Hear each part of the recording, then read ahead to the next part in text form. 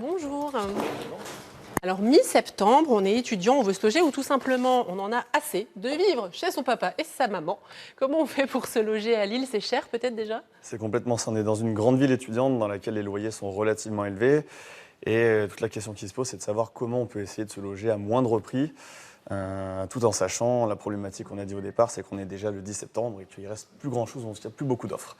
Alors notamment les résidences étudiantes par exemple, par le Crous ou choses comme ça. Alors c'est un des moyens pour se loger les plus connus et les moins coûteux, sauf qu'on est déjà mi-septembre et qu'il n'y a quasiment plus rien. Donc malheureusement les résidences étudiantes, il faut les mettre de côté. Est-ce qu'on tente sa chance quand même au cas d'un désistement? On peut toujours effectivement, mais il vaut mieux pas trop compter là-dessus, il vaut mieux élargir ses recherches à côté. La deuxième solution qui existe, c'est de rechercher un appartement tout seul ou un studio.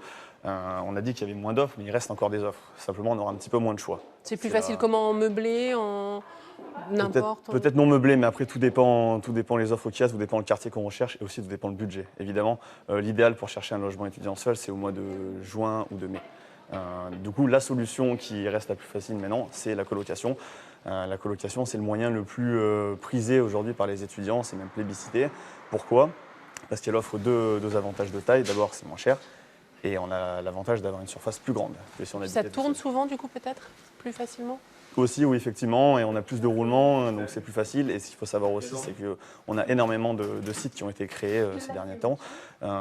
Plusieurs sites internet rivalisent d'ingéniosité pour proposer, mettre en relation les colocataires, les propriétaires, et c'est beaucoup plus simple du coup. Comment on s'y prend pour choisir sa colocation? Par internet, c'est le moyen le plus simple? C'est le meilleur moyen, effectivement, quand on connaît tous les outils qu'il y a et qu'on sait tout ce qu'on peut faire aujourd'hui avec Internet. C'est vraiment le moyen le plus simple qui existe, qu'on peut citer, qui s'appelle LogService, qui est assez innovant, qui part du principe de la location inversée. C'est-à-dire qu'on recherche une colocation, on va donc remplir un profil avec la colocation idéale, la superficie, le quartier, le profil de colocataire qu'on recherche. Ensuite, le site va transmettre notre profil à des propriétaires qui nous correspondent et qui vont ensuite nous rappeler. C'est beaucoup plus simple. Et l'avantage aussi de ce site, c'est qu'il va permettre de remplir une coloc-attitude, ce qu'on appelle, c'est-à-dire que l'une des craintes aussi dans la colocation, c'est de savoir avec qui on va tomber. Et là, du coup, on peut savoir si on a un tempérament plutôt calme, plutôt festif, et ça permet de limiter les risques. Et c'est pour seulement 19 €. Donc, c'est-à-dire qu'on a des frais de dossier 19 € tant qu'on n'a pas trouvé. C'est tout. Voilà.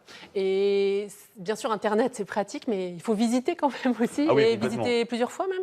Oui, c'est clair. Visiter plusieurs fois, ça on ne le dira jamais assez. On ne peut surtout pas, même si on est pressé, qu'on est dans l'urgence, prendre un logement et le visiter sans le visiter. C'est super risqué, donc il ne faut surtout pas faire ça. On a un dernier moyen pour se loger qui est assez original, c'est le logement intergénérationnel. Le principe, c'est quoi? Ça a été inventé il y a une dizaine d'années en Espagne. Le concept, c'est de faire cohabiter dans le même logement un jeune étudiant avec une personne âgée.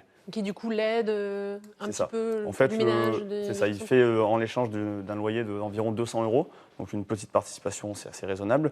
Le jeune va pouvoir aider la personne âgée pour faire des courses, pour l'accompagner, pour faire des sorties culturelles.